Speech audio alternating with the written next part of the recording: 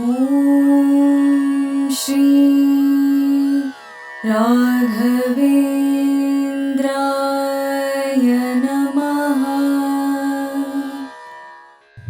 ಶ್ರೀ ಗುರುಭ್ಯೋ ನಮಃ. ಪರಮಗುರುಭ್ಯೋ ನಮಃ. ಶ್ರೀಮದಾನಂದ ತೀರ್ಥ ಭಗವತ್ಪಾದಾಚಾರ್ಯ ಗುರುಭ್ಯೋ ನಮಃ. ಶ್ರೀ ವೇದವ್ಯಾಸಾಯ ನಮಃ. ಲಕ್ಷ್ಮೀ ಹಯಗ್ರೀವಾಯ ನಮಃ. ಲಕ್ಷ್ಮೀ ವೆಂಕಟೇಶಾಯ ನಮಃ. ಕಲ್ಯಾಣಾದ್ಭುತಗತ್ರಾಯ ಕಾಮಿತಾರ್ಥಪ್ರದಾಯಿನೇ ಶ್ರೀಮದ್ ವೆಂಕಟನಾಥಾಯ ಶ್ರೀನಿವಾಸಾಯ ತೇ ನಮಃ. ಅಬ್ರಹ್ಮಂ ಮಂಗಲಯುತಂ ಮಂಜಡಂ ವಿಮಲಂ ಸದಾ ಆನಂದತೀರ್ಥಮತಲಂ ಭಜೇ ತಾಪತ್ರಯನಾಶಂ. ಎಲ್ಲ ತಾಪತ್ರಯಗಳನ್ನು ಪರಿಹಾರ ಮಾಡ್ತಕ್ಕಂಥವರೇ ಮಧ್ವರಾಯರು. ನಮ್ಮ ಕ್ಷೇತ್ರದಲ್ಲಿ ವಿಶೇಷವಾಗಿ ಜ್ವಾಲಾ ಭವರೋಗ ವೈದ್ಯ ಲಕ್ಷ್ಮೀ ನರಸಿಂಹದೇವರ ಸನ್ನಿಧಾನ, ನವನರಸಿಂಹದೇವರ ಸನ್ನಿಧಾನ, ಮುಖ್ಯಪ್ರಾಣ ದೇವರ ಸನ್ನಿಧಾನ, ಸಂತಾನ ಗೋಪಾಲಕೃಷ್ಣ ಇರ್ತಕ್ಕಂಥ ಸನ್ನಿಧಾನ, ಅದರಲ್ಲೂ ವಿಶೇಷವಾಗಿ ರಾಯರ ಮೃತ್ತಿಕಾ ಬೃಂದಾವನದಲ್ಲಿ ವಿಜೇಂದ್ರ ತೀರ್ಥರು, ಜಯತೀರ್ಥರು, ರಾಯರು ಮೂರೂ ಮೂರ್ತಿಗೆ ಇರತಕ್ಕಂಥ ಇಂಥ ಕ್ಷೇತ್ರದಲ್ಲಿ ರಾಯರೆಲ್ಲರಿಗೂ ಆರೋಗ್ಯ ಭಾಗ್ಯ ಸಂಪತ್ತನ್ನು ಕೊಟ್ಟು ಅವರವರ ಕುಲವನ್ನು ಉದ್ಧಾರ ಮಾಡಲಿ ಅಂತೇಳಿ ಭಗವಂತನಲ್ಲಿ ಪ್ರಾರ್ಥನೆ ಮಾಡ್ತಾ, ಇದೇ ಗುರುವಾರ ವಿಶೇಷವಾಗಿರ್ತಕ್ಕಂಥ ದಿನ 2ನೇ ತಾರೀಕು ಪೌರ್ಣಮಿ. ಚೈತ್ರ ಮಾಸದ ಪೌರ್ಣಮಿ ಬಹಳ ವಿಶೇಷವಾಗಿರ್ತಕ್ಕಂಥ ದಿನ. ಅದು ಗುರುವಾರನೇ ಬಂದಿರತಕ್ಕಂಥದ್ದು. ಅದು ಯುಗಾದಿ ಹಬ್ಬನೂ ಗುರುವಾರ, ಹೊಸ ವರ್ಷನೂ ಗುರುವಾರ, 1ನೇ ತಾರೀಕು ಬಂದಿರತಕ್ಕಂಥ ಅದು ಗುರುವಾರ.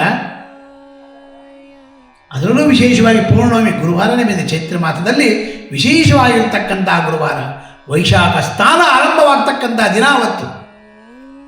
ಚೈತ್ರದಲ್ಲಿ ಪೌರ್ಣಮಿ ದಿವಸ ಉತ್ಪತ್ತಿ ಆಗ್ತಕ್ಕಂಥದ್ದು. ಪೌರ್ಣಮಿಯಿಂದ ಪೌರ್ಣಮಿ ತನಕ ವೈಶಾಖ ಸ್ನಾನ ಆಗ್ತಕ್ಕಂಥದ್ದು ವಿಶೇಷವಾಗಿರ್ತಕ್ಕಂಥದ್ದು. ಆ ಪೌರ್ಣಮಿ ವಿಶೇಷವಾಗಿರ್ತಕ್ಕಂಥ ಪೌರ್ಣಮಿ ಹಸ್ತಾ ನಕ್ಷತ್ರ ಇರತಕ್ಕಂಥವರಿಗೆ ವಿಶೇಷವಾಗಿ ಭಾಗ್ಯ ಸುರಿಯತಕ್ಕಂಥದ್ದು. ಹಸ್ತಾ ನಕ್ಷತ್ರ ಕನ್ಯಾರಾಶಿಯವರಿಗೆ ಬಹಳ ವಿಶೇಷವಾಗಿ ಅನುಗ್ರಹ ಆಗ್ತಕ್ಕಂಥ ದಿನ ಆದವತ್ತು. ಅದಕ್ಕೋಸ್ಕರವಾಗಿ ಇಂಥ ಗುರುಗಳ ರಾಯರ ಮಠಕ್ಕೆ ಹೋದಾಗ ನಕ್ಷತ್ರದಲ್ಲಿ ಏನೇನು ತೊಂದರೆಗಳಿದೆ, ಆ ಗುರುವಾರ ವಿಶೇಷವಾಗಿರ್ತಕ್ಕಂಥ ಗುರುವಾರ ಅದು. ಆ ಗುರುವಾರದಲ್ಲಿ ವಿಶೇಷ ಏನು ಮಾಡಬೇಕು, ನಿಮಗೆ ಆರೋಗ್ಯದಲ್ಲಿ ಸಮಸ್ಯೆಗಳಿದ್ದಾಗ ಪೌರ್ಣಮಿ ದಿವಸ ವಿಶೇಷವಾಗಿ ಭೂತ ಪ್ರೇತ ಪಿಶಾಚಾದಿ ಪೀಡಾ ತಸ್ಯ ನ ಜಾಯತೆ. ಭೂತಗಳು ಪ್ರೇತಗಳು ಏನನ್ನ ಇದ್ದಾಗ, ಮನಸ್ಸಿಗೆ ಏನೇನೋ ತೊಂದರೆಗಳಾದಾಗ ಆ ದಿನದೊಂದು ವಿಶೇಷವಾಗಿ 2ನೇ ತಾರೀಕು ಪೌರ್ಣಮಿ ಬಂದಿರೋದ್ರಿಂದ ಚೈತ್ರ ಮಾಸದಲ್ಲಿ ರಾಯನ ಮಠಕ್ಕೆ ಹೋಗಿ 21 ಪ್ರದಕ್ಷಿಣೆ ಮಾಡಿ 5 ಬೆಲ್ಲದ ಅಚ್ಚನ್ನು ತೆಗೆದುಕೊಂಡು, 5 ಬೆಲ್ಲದ ಅಚ್ಚು ತೆಗೆದುಕೊಂಡು ಬಂದು ಕೆಳಗಡೆ ಅಕ್ಕಿ ಹಾಕಿ ತಟ್ಟೆಯನ್ನು ಇಟ್ಟು, ತಟ್ಟೆಯಲ್ಲಿ ಅಕ್ಕಿ ಹಾಕಿ 5 ಬೆಲ್ಲದ ಅಚ್ಚನ್ನು ಇಟ್ಟು ತುಪ್ಪದ ದೀಪವನ್ನು ಹಚ್ಚಿ, ಆ ದೀಪವನ್ನು ಹಚ್ಚಿದ ದೀಪವನ್ನು 5 ಪ್ರದಕ್ಷಿಣೆಯನ್ನು ಮಾಡಬೇಕಂತೆ. 5, 21 ಪ್ರದಕ್ಷಿಣೆ, 11 ಪ್ರದಕ್ಷಿಣೆಯನ್ನು ಮಾಡಿದಾಗ ಯಾವ ಯಾವ ತೊಂದರೆಗಳಿದೆ ಆ ತೊಂದರೆಗಳೆಲ್ಲವೂ ಪರಿಹಾರ ಆಗ್ತಕ್ಕಂಥ ಭಾಗ್ಯ ಇರುತ್ತಂತ ಒಂದು ದಿವಸ. ಅದರಲ್ಲೂ ವಿಶೇಷವಾಗಿ ಚೈತ್ರ ಮಾಸದ ಪೌರ್ಣಮಿ ದಿವಸ ನಿಮ್ಮ ಮನೆಯಲ್ಲಿ ಯಾವುದೇ ಬೇರೆ ಬೇರೆ ಸಾಲದ ರೀತಿಯಾಗಿರ್ಬೋದು, ಋಣಬಾಧೆ ಆಗಿರತಕ್ಕಂಥದ್ದಾಗ್ಬೋದು. ಋಣಬಾಧೆಯಿಂದ ಗೊತ್ತಿರ್ತಕ್ಕಂಥದ್ದು ನಿಮಗೆಲ್ಲ. ಋಣಬಾಧೆ ಅಂದರೆ ಸಾಲ ಮಾಡಿರ್ತೀರ, ಸಾಲ ತೀರ್ಸೋಕ್ಕಾಗ್ತಾ ಇರಲ್ಲ ನಿಮಗೆ. ಆ ಬಾಧೆಗಳು ಪರಿಹಾರ ಆಗ್ತಕ್ಕಂಥ ದಿನ ಅವತ್ತು. ಆ ಬಾಧೆ ಏನು ಮಾಡಬೇಕು ಅದಕ್ಕೆ ಅಂತ ಹೇಳಿದ್ರೆ 5 ಬೆಲ್ಲದ ಅಚ್ಚನ್ನು ತೆಗೆದುಕೊಂಡು ಬಂದು, ಆ ಬೆಲ್ಲದ ಅಚ್ಚಿಗೆ ವಿಶೇಷವಾಗಿ ತುಪ್ಪದ ಬತ್ತಿಯನ್ನು ಹಾಕಿ, ನೀವು ಪ್ರದಕ್ಷಿಣೆಯನ್ನು 11 ಅಲ್ಲ 21 ಪ್ರದಕ್ಷಿಣೆಯನ್ನು ಹಾಕ್ಬೇಕು. ನೀವು ಆ ದೀಪವನ್ನು ಇಟ್ಕೊಂಡು 21 ಪ್ರದಕ್ಷಿಣೆ ಆದಾಗ ನಿಮಗೆ ಯಾವ ಯಾವ ಸಮಸ್ಯೆಗಳಲ್ಲಿ ತೊಂದರೆಗಳಿದೆ, ಹಣಕಾಸಲ್ಲಿ ತೊಂದರೆ ಇದ್ದಾಗ, ಸಾಲ ಮಾಡಿರ್ತೀರ, ಆ ಸಾಲದಲ್ಲಿ ಋಣಮುಕ್ತರಾಗಬೇಕು ನಾವು. ಆ ಋಣಮುಕ್ತರಾಗೋದಕ್ಕೂ ವಿಶೇಷವಾಗಿ ಅನುಗ್ರಹ ಆಗ್ತಕ್ಕಂಥ ಭಾಗ್ಯ ಇರುತ್ತದೆ. ಆದರೆ 21 ಪ್ರದಕ್ಷಿಣೆ ಹಾಕಿದಾಗ ಮಾತ್ರ ಆಗ್ತಕ್ಕಂಥ ಭಾಗ್ಯ ಇರುತ್ತಂತೆ. ಎಲ್ಲಿ ಹೋಗಿ ಹಾಕಬೇಕು, ಮನೆಯಲ್ಲೇ ಹಾಕಿದ್ರೆ ಆಗುತ್ತಾ? ಮನೆಯಲ್ಲಿ ಹಾಕಿದ್ರೆ ಆಗೋದೇ ಇಲ್ಲ. ಅದು ಪೌರ್ಣಮಿ ದಿವಸ ಮಾತ್ರ, ಬೇರೆ ಬೇರೆ ದಿವಸ ಮನೆಯಲ್ಲೇ ಮಾಡಿ ಪೂಜೆ ನಡೆಯುತ್ತೆ. ಆದರೆ ಆ ಗುರುವಾರ ಹಸ್ತಾ ನಕ್ಷತ್ರ ಇರೋದರಿಂದ, ಅದರಲ್ಲೂ ವಿಶೇಷವಾಗಿ ಪೌರ್ಣಮಿ ಇರೋದರಿಂದ, ಗುರುವಾರನೇ ಬಂದಿರೋದ್ರಿಂದ ಆ ರಾಯರ ಮಠಕ್ಕೆ ಹೋದಾಗ, ಯಾಕೆ ರಾಯರ ಮಠಕ್ಕೆ ಹೋಗಬೇಕು? ನರಸಿಂಹದೇವರು ವಿಶೇಷವಾಗಿರ್ತಾರೆ ಅಲ್ಲಿ. ರಾಯರ ಬೃಂದಾವನದಲ್ಲಿ ವಿಶೇಷವಾಗಿ ಮುಂಭಾಗದಲ್ಲಿ ನರಸಿಂಹದೇವರು, ಅದರಲ್ಲೂ ವಿಶೇಷವಾಗಿ ಸಾಕ್ಷಾತ್ ರಾಮದೇವರು, ಸಂತಾನ ಗೋಪಾಲಕೃಷ್ಣ, ವೇದವ್ಯಾಸ ದೇವರು, ಈ 3-4 ವಿಶೇಷವಾಗಿ ಬೃಂದಾವನದಲ್ಲಿ ಇರುತ್ತಂತೆ. ರಾಯರ ಬೃಂದಾವನದಲ್ಲಿ ಆ ಬೃಂದಾವನ ಇದ್ದಾಗ ಆ ಸಮಸ್ಯೆಗಳೆಲ್ಲವೂ ಪರಿಹಾರ ಆಗ್ತಕ್ಕಂಥದ್ದು 21 ನಮಸ್ಕಾರವನ್ನು ಮಾಡಿದಾಗ ಮಾತ್ರ. ಋಣಮುಕ್ತರಾಗ್ತೀರಂತೆ. ನೀವು ಋಣಮುಕ್ತರಾಗಬೇಕು. ಸಾಲವನ್ನು ಮಾಡಿರ್ತೀರ, ಆ ಸಾಲದಲ್ಲಿ ಋಣಮುಕ್ತರಾಗಬೇಕಂತೆ. ಆ ಋಣಮುಕ್ತರಾಗೋಕ್ಕೋಸ್ಕರವಾಗಿ 21 ಪ್ರದಕ್ಷಿಣೆಯನ್ನು ಮಾಡಿದಾಗ ತುಪ್ಪದ ಬೆಲ್ಲದ ದೀಪವನ್ನು ಹಚ್ಚಿ ತುಪ್ಪದಿಂದ ವಿಶೇಷವಾಗಿ 21 ಪ್ರದಕ್ಷಿಣೆ ಮಾಡಬೇಕಂತೆ. ಮಾಡಿದಾಗ ಮಾತ್ರ ಆ ಋಣಮುಕ್ತರಾಗ್ತಕ್ಕಂಥ ಭಾಗ್ಯ ಇರುತ್ತಂತೆ. ಅದರಲ್ಲೂ ವಿಶೇಷವಾಗಿ ಆವತ್ತನೇ ದಿವಸ ಕುಂಬಳಕಾಯಿ ಅಂದರೆ ಸಿಹಿ ಕುಂಬಳಕಾಯಿ ಅಲ್ಲ, ಬೂದ ಕುಂಬಳಕಾಯಿಯನ್ನು 1 ಪ್ಯಾಕೆಟ್ ಉಪ್ಪನ್ನು 1 ಇಡೀ ಚಿಲ್ಲರೆಯನ್ನು ಆ ಮಠಕ್ಕೆ ದಾನವನ್ನಾಗಿ ಕೊಡಿ. ರಾಯರ ಮಠಕ್ಕೆ ಹೋಗ್ತೀರಾ, 1 ಬೂದ್ ಕುಂಬಳಕಾಯಿ, ಚಿಲ್ಲರೆ, ಉಪ್ಪಿನ ಪ್ಯಾಕೆಟ್, ಈ 3 ದಾನವನ್ನು ಕೊಟ್ಟಾಗ ಅದರಲ್ಲೂ ಋಣಮುಕ್ತರಾಗ್ತಕ್ಕಂಥ ಭಾಗ್ಯ ಇರುತ್ತಂತೆ.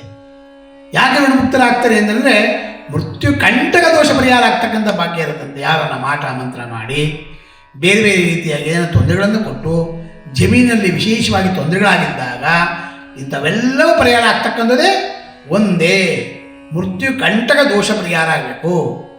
ಮತ್ತು ಮಾಟ ಮಂತ್ರ ಮಾಡಿದಾಗ ಸುದರ್ಶನಾಯ ವಿದ್ಮಹೆ ಮಹಾಜ್ವಾಲಾಯ ಧೀಮಹಿ ತನ್ನೋ ಚಕ್ರ ಪ್ರಚೋದಯ, ಈ ಮಂತ್ರವನ್ನು ಪಠನೆಯನ್ನು ಮಾಡಿ ಭೂತರಾಜ ನಮಸ್ತುಭ್ಯಂ ವಾದಿರಾಜ ಗುರುಪ್ರಿಯ, ಯಾವುದನ್ನ ಕೆಲಸಗಳಾಗಬೇಕಾದ್ರೆ ಇಂಥವೆಲ್ಲವನ್ನು ಮಾಡಿದಾಗ ಅದು ಬಹಳ ವಿಶೇಷವಾಗಿರ್ತಕ್ಕಂಥ ಫಲ ದೊರೆಯತಕ್ಕಂಥ ಭಾಗ್ಯ ಇರುತ್ತಂತೆ.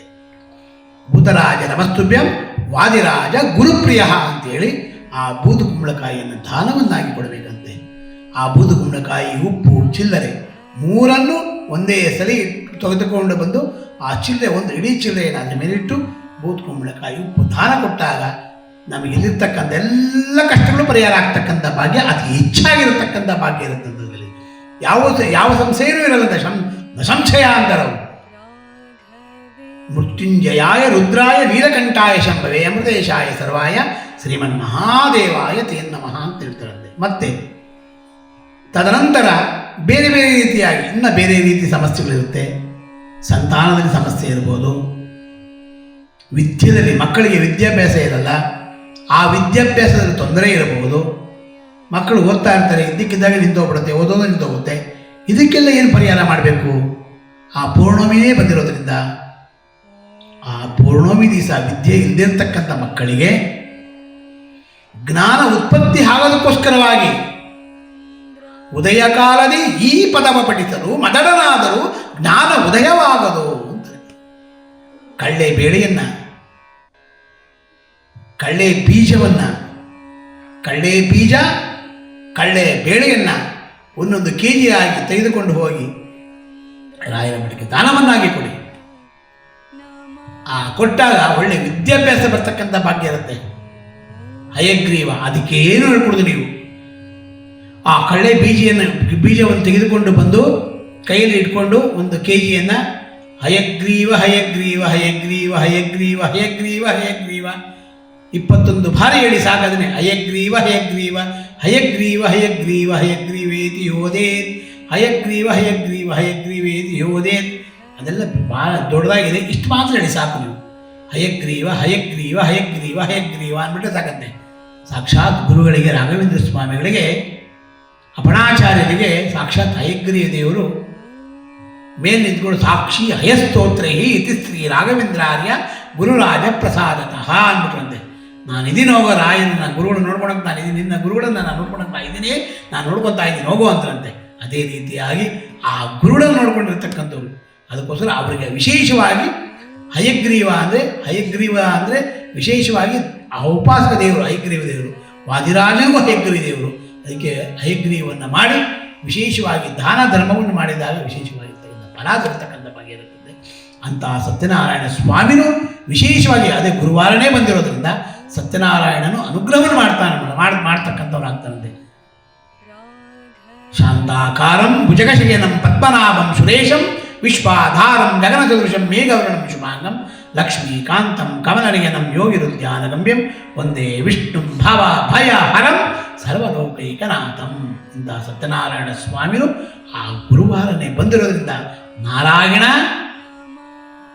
ಮುಖ್ಯ ಪ್ರಾಣದೇವರು ಸಾಕ್ಷಾತ್ ಗುರುಗಳಾಗಿರ್ತಕ್ಕಂಥ ರಾಘವೇಂದ್ರ ಸ್ವಾಮಿಗಳು ಮೂರೂ ಜನರು ವಿಶೇಷವಾಗಿ ಅನುಗ್ರಹವನ್ನು ಮಾಡ್ತಕ್ಕಂಥವರಾಗ್ತಾರಂತೆ. ಅಂಥ ಗುರುಗಳು ಪೌರ್ಣಮಿ ದಿವಸ ವಿಶೇಷವಾಗಿ ಗುರುವಾರನೇ ಬಂದಿರೋದರಿಂದ ಆ ಗುರುವಾರ ವಿಶೇಷವಾಗಿ ಗುರುಬ್ರಹ್ಮ ಗುರು ವಿಷ್ಣು ಗುರುದೇವೋ ಮಹೇಶ್ವರ ಗುರು ಸಾಕ್ಷಾತ್ ಪರಬ್ರಹ್ಮ ತಸ್ಮೈ ಶ್ರೀ ಗುರುವೇ ನಮಃ.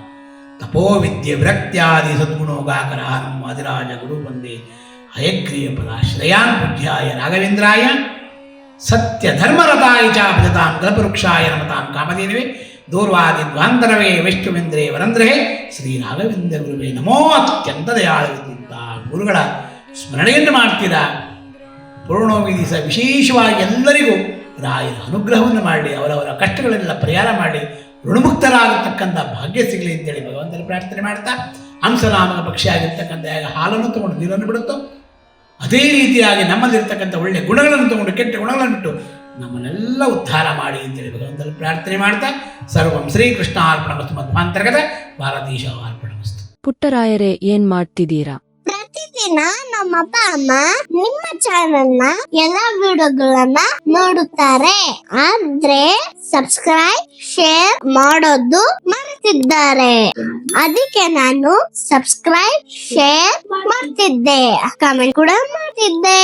ಹಾಗಾದ್ರೆ ನೀವು ಕೂಡ ಸಬ್ಸ್ಕ್ರೈಬ್ ಶೇರ್ ಕಮೆಂಟ್ ಮಾಡಿ ಪ್ಲೀಸ್. ಓಂ ಶ್ರೀ ರಾಘವೇಂದ್ರಾಯ ನಮಃ.